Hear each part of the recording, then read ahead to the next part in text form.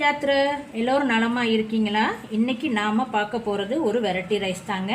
ஏற்கனவே தக்காளி சாதம், புதினா சாதம் இப்படி வெரைட்டி ரைஸ் பார்த்துருக்கோம் இல்லையா? அதே வரிசையில் இன்றைக்கி நாம் பார்க்க போகிறது ஸ்பெஷலான ஒரு வெரைட்டி ரைஸ், அதாவது பிரிஞ்சி சாதங்க. இதை நாம் எப்படி ஈஸியான முறையில் செய்கிறதுன்னு பார்ப்போம். இந்த சாதத்தை நம்ம வெஜ் நான்வெஜ் டிஷ் கூட சேர்த்து சாப்பிட்லாங்க, சுவையாக இருக்குங்க. இந்த ரெசிப்பியை பார்க்குறதுக்கு முன்னாடி ஸ்டாப்பாக் ரெசிபி சேனலை சப்ஸ்கிரைப் பண்ணாதவங்க மறக்காமல் சப்ஸ்கிரைப் பண்ணிடுங்க. அருகில் இருக்கும் பெல் ஐக்கோனையும் கிளிக் பண்ணிடுங்க. ஸ்கிப் பண்ணாமல் முழு வீடியோவையும் பார்த்தீங்கன்னா தான் நான் செய்கிற அதே ருசியோடு உங்களுக்கு கிடைக்குங்க. வாங்க வீடியோக்குள்ளே போகலாம்.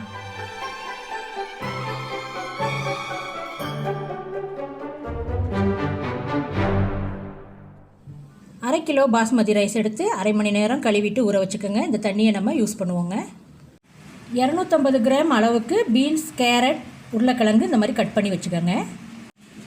50 கிராம் அளவு பச்சை பட்டாணி, புதினா ஒரு கைப்பிடி, மல்லி இலை ஒரு கைப்பிடி அளவு, நடுத்தரமான 2 பெரிய வெங்காயம், 3 பச்சை மிளகாய், சிறிய தக்காளி பழம் 2, சிறிய அளவு எலுமிச்சம்பழம் 1, இஞ்சி பூண்டு பேஸ்ட் 1 டேபிள் ஸ்பூன், அரிசி அளந்திருக்க கப்லேயே 1 கப் தேங்காய் பால், 3 துண்டு பட்டை உடச்சி வச்சுருக்கேங்க, பிரிஞ்சி இலை 4, கிராம்பு 4, ஏலக்காய் 4, அன்னாசிப்பூ 4, 1 டீஸ்பூன் அளவு சோம்பு, மிளகாய்த்தூள் 1 டேபிள் ஸ்பூன், நெய் 2 டேபிள் ஸ்பூன், பிரெட் 3 ஸ்லைஸ், எண்ணெய் 2 டேபிள் ஸ்பூன், உப்பு தேவையான அளவு. இப்போ நம்ம ஒரு பாத்திரத்தை அடுப்பில் வச்சுட்டு எண்ணெய் 2 டேபிள் ஸ்பூன், நெய் 1 டேபிள் ஸ்பூன் ஊற்றி சூடு பண்ணுறோங்க. பாருங்கள், எண்ணெய் நெய் சூடாயிடுச்சுங்க. இப்போ நம்ம பிரிஞ்சி இலை, பட்டை, கிராம்பு, ஏலக்காய், லவங்கம் எல்லாம் சேர்த்துருங்க.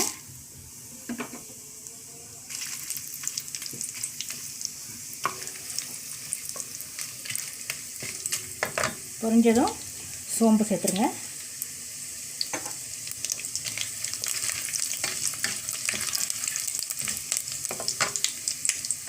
எல்லாம் பொரிஞ்சது வெட்டி வச்சுருக்க பெரிய வெங்காயத்தை சேர்த்துருங்க.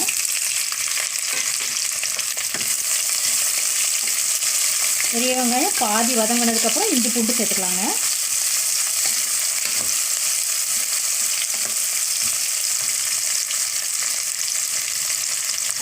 வெங்காயம் பாதி வதங்கிடுச்சுங்க. இப்போ இஞ்சி பூண்டு பேஸ்ட்டை போட்டுருங்க. வெங்காயம் இஞ்சி பூண்டு நல்லா வதங்கணுங்க.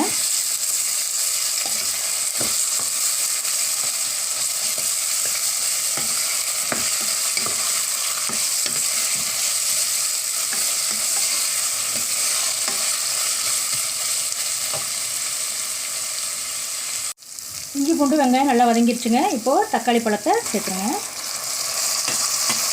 சேர்த்து கொஞ்சமாக உப்பு சேர்த்துக்குங்க. கூடவே பச்சை மிளகாயும் சேர்த்துருங்க. உங்களுக்கு காரத்துக்கு தகுந்த மாதிரி மிளகா சேர்த்துக்கோங்க.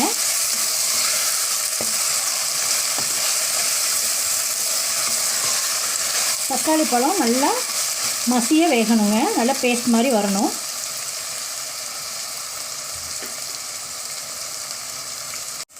தக்காளி பாருங்கள் நல்லா நைஸாக வெந்துருச்சுங்க. இப்போது நம்ம வெட்டி வச்சுருக்க காய், பட்டாணி, காய்க்கு தேவையான அளவு உப்பு சேர்த்து நல்லா வதக்கி விட்டு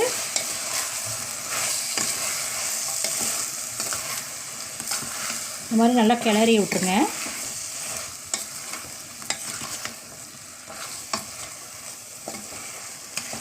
கிளறி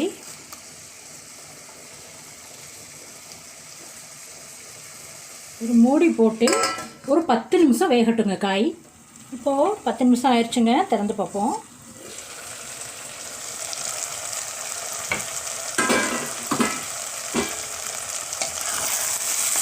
காய் 10 நிமிஷம் வெந்துருச்சுங்க. இப்போ நம்ம மிளகாத்தூளை சேர்த்துருவோம்.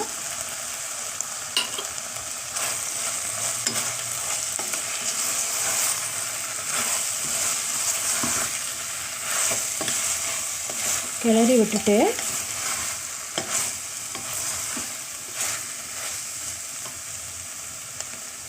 தேங்காய் பாலையும் சேர்த்துருவோம்.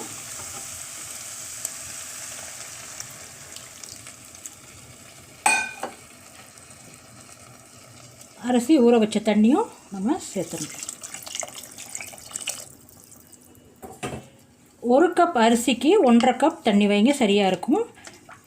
நான் 2 கப் அரிசிக்கு 3 கப் வச்சுருக்கேங்க. அதில் 1 கப் தேங்காய் பால், 2 கப் தண்ணி சேர்த்துருக்கேன். இப்போ இதில் வந்து நம்ம உப்பை பார்த்து போட்டுக்கோங்க. இப்போ இது கொதி வந்தோடனே தான் அரிசி போடணுங்க. பாருங்க, கொதிக்க ஆரம்பிச்சிருச்சுங்க. இப்போது புதினா, மல்லி இலையை தூவி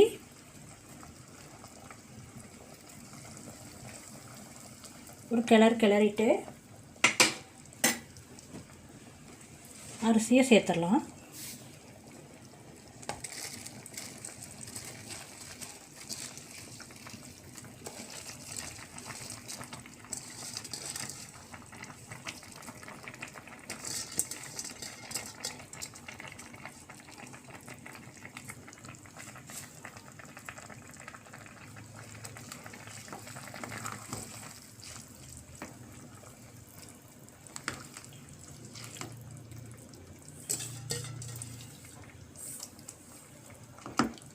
அரிசியை சேர்த்து ஒரு கிளறிட்டு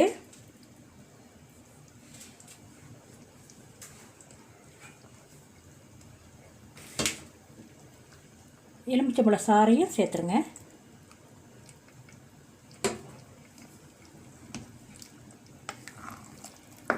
நல்லா கிளறிட்டு அடுப்பை சிம்மில் வச்சுருங்க. அடுப்பை நல்லா சிம்மில் வச்சு ஒரு மூடி போட்டு 20 நிமிஷத்துக்கு வேக விடுங்க. சோறு வேகட்டுங்க. அதுக்குள்ளே நம்ம ப்ரெட்டை கட் பண்ணி வச்சுருக்கோம் பாருங்கள். ஓரமெல்லாம் எடுத்துகிட்டு இந்த மாதிரி கட் பண்ணி வச்சுக்கோங்க. ஒரு கடாய் வச்சு அதில் எண்ணெயை ஊற்றிட்டு அதில் 1 டேபிள் ஸ்பூன் நெய் ஊற்றிக்கோங்க.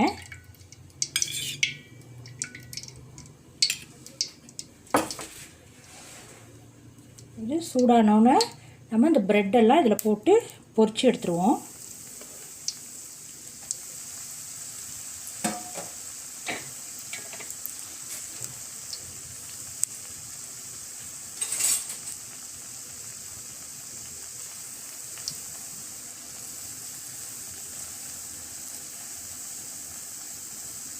நல்லா கிறிஸ்பியாக மொறுமொறுன்னு கோல்டன் ப்ரௌனில் பொரிச்சு எடுக்கணுங்க.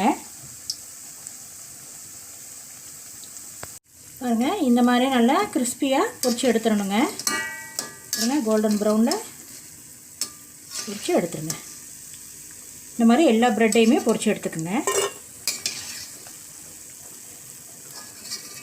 இந்த பிரிஞ்சி சாதத்துக்கு இந்த ப்ரெட்டு ரொம்ப டேஸ்ட்டாக இருக்குங்க.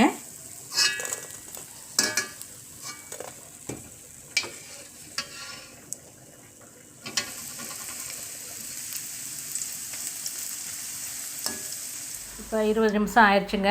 தட்டை ஓப்பன் பண்ணி பார்ப்போம்.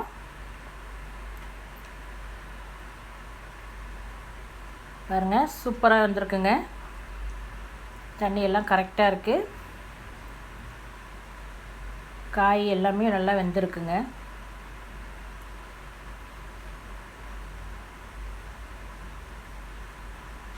லேசாக கிளறி விட்டுட்டு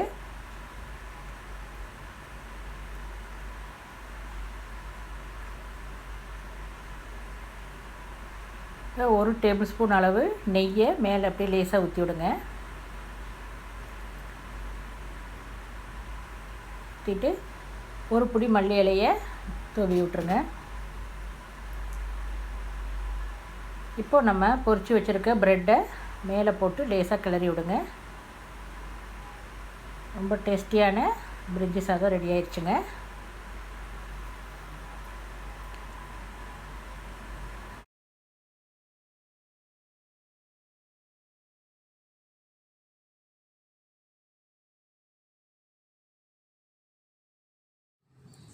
சுட சுட சூப்பரான செம்ம டேஸ்ட்டான பிரிஞ்சி சாதம் ரெடி ஆயிடுச்சு. நீங்களும் வீட்டில் செய்து பாருங்கள். எல்லோருக்கும் ரொம்ப பிடிக்கும். உங்களோட கருத்துக்களை கமெண்ட் பாக்ஸில் பதிவு பண்ணுங்கள். இந்த வீடியோ பிடித்திருந்தால் லைக் பண்ணுங்கள். உங்கள் ஃபேமிலி ஃப்ரெண்ட்ஸுக்கும் ஷேர் பண்ணுங்கள். மறக்காமல் சப்ஸ்கிரைப் பண்ணிடுங்க. முழு வீடியோ பார்த்ததுக்கு ரொம்ப நன்றி. மறுபடியும் ஒரு புது ரெசிபியோடு சந்திப்போம்.